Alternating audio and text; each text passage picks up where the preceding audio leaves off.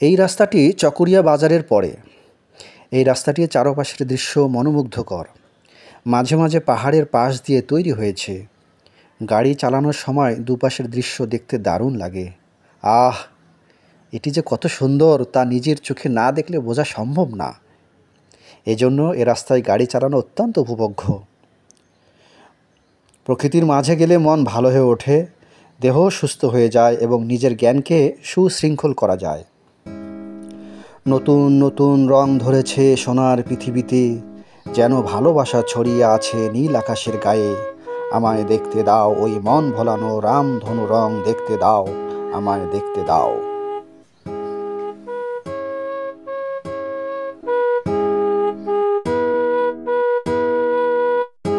আমরা কক্সবাজার শহরে ঢুকে পড়লাম। কক্সবাজার শহরটি প্রায় 24 কিলোমিটার স্কোয়ার এরিয়া, খুব বেশি বড় না শহরটি, এবং এখানে জনসংখ্যা নিয়ার অ্যাবাউট 2 লক্ষ প্লাস। কক্সবাজার বাংলাদেশের দক্ষিণ পূর্বাঞ্চলে অবস্থিত একটি শহর, মৎস্য বন্দর এবং পর্যটন কেন্দ্র। কক্সবাজার তার নৈসর্গিক সৌন্দর্যের জন্য বিখ্যাত। এখানে রয়েছে বিশ্বের দীর্ঘতম নিরবচ্ছিন্ন প্রাকৃতিক বালুময় সমুদ্র সৈকত, যা 120 কিলোমিটার পর্যন্ত বিস্তৃত। এখানে রয়েছে বাংলাদেশের বৃহত্তম সামুদ্রিক মৎস্য বন্দর এবং সাবমেরিন কেবল ল্যান্ডিং স্টেশন।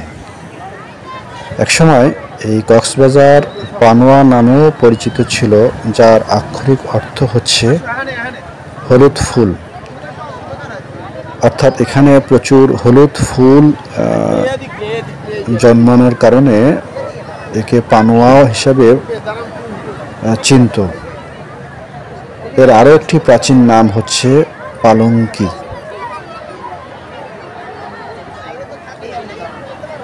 নবম শতাব্দীর গোড়ার দিকে থেকে 1616 সালে মুঘল অধিগ্রহণের আগে পর্যন্ত কক্সবাজার সহ চট্টগ্রামের একটি বড় অংশ আরাকান রাজ্যের অন্তর্ভুক্ত ছিল। মুঘল সম্রাট শাহ সুজা পাহাড়ি রাস্তা ধরে আরাকান যাওয়ার পথে কক্সবাজারের প্রাকৃতিক সৌন্দর্যে মুগ্ধ হন এবং এখানেই ক্যাম্প স্থাপনের আদেশ দেন। তার যাত্রাবহরে প্রায় 1000 পালঙ্কি কক্সবাজারের চকরিয়ার ডুলা হাজারা নামের স্থানে অবস্থান নেয়। ডুল হাজারা অর্থ হাজার পালঙ্কি। ডুল হাজারা অর্থ হাজার পালঙ্কি, অর্থাৎ চকরিয়ার একটি ইউনিয়নের নাম এখনও আছে, ডুল হাজারা বা ডুলা হাজারা এখনও নামে পরিচিত। চকরিয়ার একটি ইউনিয়ন ওই নামেই এখনও পরিচিত। আচ্ছা, মুঘলদের পরে ত্রিপুরা এবং আরাকান, তারপরে পর্তুগিজ এবং সর্বশেষ ব্রিটিশরা এই এলাকা নিয়ন্ত্রণ নেয়। সমুদ্রের সৌন্দর্যে মুরব্বীরাও শৈশবে ফিরে যান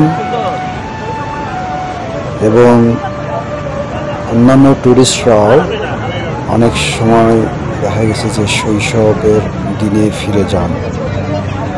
আনন্দে দিশাহারা এই মনোরম সৌন্দর্যে এসে সবাই যেন জীবনের দুঃখ বেদনা কিছু সময় ভুলে যেতে চান।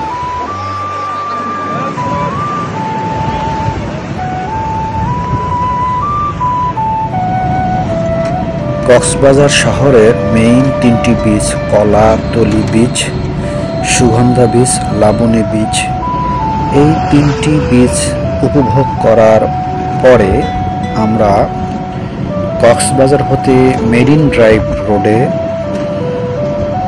মোটামুটি জেলা সদর হতে 9 কিলোমিটার দূরে হিমছড়ির দিকে রওনা দেই। ইহা পাহাড়, সমুদ্র ও ঝর্ণা সমন্বিত অপরূপ প্রাকৃতিক সৌন্দর্যের লীলাভূমি।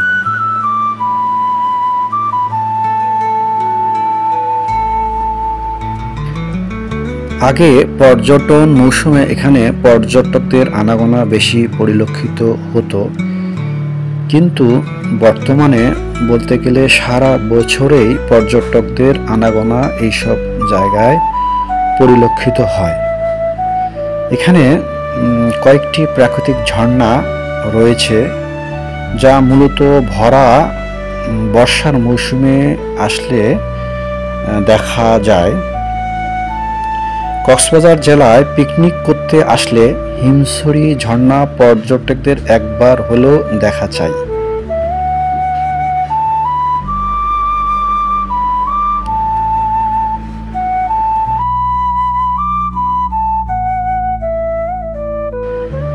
আপনি ইচ্ছে করলে সিঁড়ি বেয়ে উঁচু পাহাড়ে উঠে সাগর, পাহাড় এবং কক্সবাজারের নৈসর্গিক সৌন্দর্য অতি সহজে উপভোগ করতে পারবেন।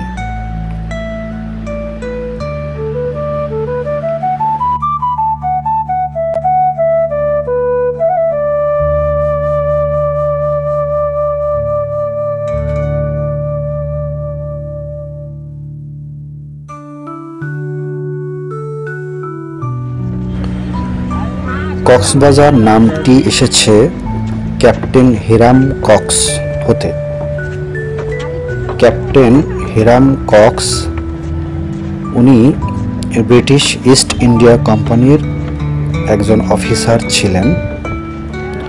কক্সবাজারের আগের নাম ছিল পালঙ্কি। ব্রিটিশ ইস্ট ইন্ডিয়া কোম্পানি 1773 সালে জারি হওয়ার পর ওয়ারেন হোস্টিং বাংলার গভর্নর হিসাবে নিয়োগপ্রাপ্ত হন। তখন এই হিরাম কক্স পালঙ্কির মহাপরিচালক হিসাবে নিযুক্ত হন। ক্যাপ্টেন কক্স আরাকান শরণার্থী এবং স্থানীয় রাখাইনদের মধ্যে বিদ্যমান হাজার বছরের পুরনো সংঘাত নিরসনের চেষ্টা করেন এবং শরণার্থীদের পুনর্বাসনে গুরুত্বপূর্ণ অগ্রগতি সাধন করেন, কিন্তু কাজ পুরোপুরি শেষ করার আগেই 1799 সালে উনি মারা যান। তার পুনর্বাসন অবদানকে স্মরণীয় করে রাখতে একটি বাজার সেখানে প্রতিষ্ঠা করা হয় এবং এই বাজারটির নাম দেওয়া হয় কক্স সাহেবের বাজার, এবং ধীরে ধীরে এই জায়গাটির নাম হয়ে যায় কক্স বাজার।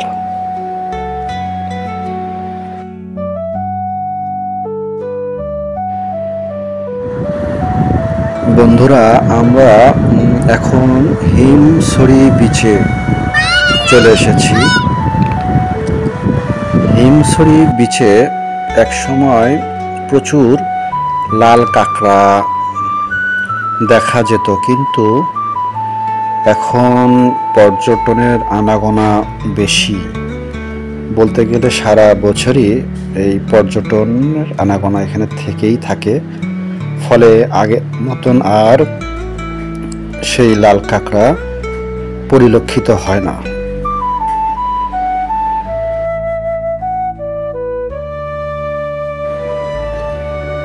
এখানে সবসময় প্রাকৃতিকভাবেই এই ঢেউগুলো আসতেছে, বেশ উঁচা উঁচা ঢেউ। বলতে গেলে যে ন্যাচারালি যে ওয়েভের হাইট এবং রেগুলার যে বাড়ি দিচ্ছে আওয়াজ দিয়ে, এই ধরনের প্রাকৃতিক ঢেউ যে সৌন্দর্য, এটা আসলে বলতে গেলে কক্সবাজারে এসেই শুধু এটা দেখা যায়। বিশ্বের অন্যান্য সমুদ্র সৈকত যেমন দুবাই, থাইল্যান্ড কিংবা ইতালি, এসব জায়গার ঢেউগুলো কিন্তু এতটা উঁচা দেখা যায় না।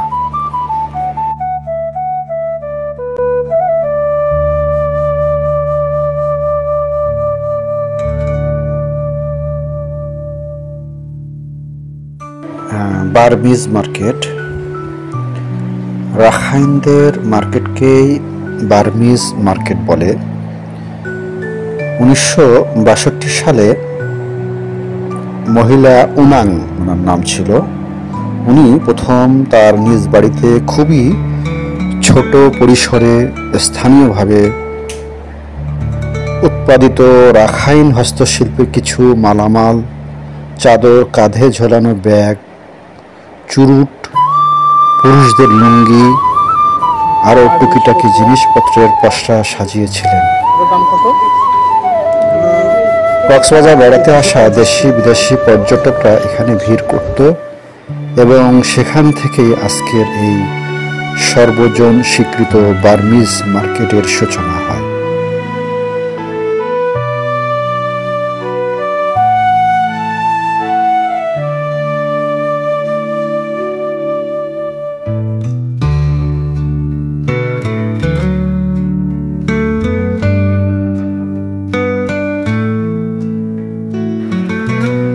বার্মিজের দোকানগুলোর একটা বৈশিষ্ট্য হলো বেশিরভাগ দোকান পরিচালিত হয় মহিলাদের দ্বারা, যারা ঐতিহ্যগত বেশে নিজেদের সাজিয়ে রাখেন, যা পর্যটকদের আকর্ষণের মাত্রা আরও বাড়িয়ে দেয়। কোনো পর্যটক কক্সবাজার এলে বার্মিজ স্টোরে একবার ঘুরে আসবে না, স্টোর থেকে কিছু কেনাকাটা করবে না, তা কি করে হয়? বার্মিজ দোকানগুলো সন্ধ্যা হওয়ার সাথে সাথে পর্যটকদের মিলন মেলায় পরিণত হয়, বেচা বিক্রির ধুম পড়ে যায় এবং দোকানিরাও আয় করেন প্রচুর।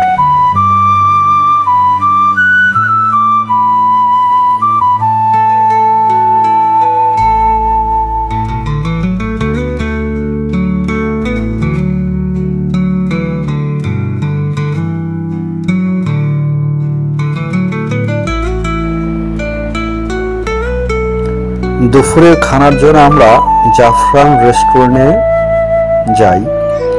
সেখানে বাংলা খাবার, কিছু পোলাও বা বিরিয়ানি আমরা পছন্দ করলাম এবং দুপুরের খানাটা বেশ তৃপ্তি সহকারে আমরা খেলাম। সাথে তারা তাদের ঐতিহ্যবাহী বড়ইয়ের চাটনি, যেটা ফ্রি হিসেবে দেওয়া হয়, বেশ তৃপ্তি সহকারে আমরা খেলাম।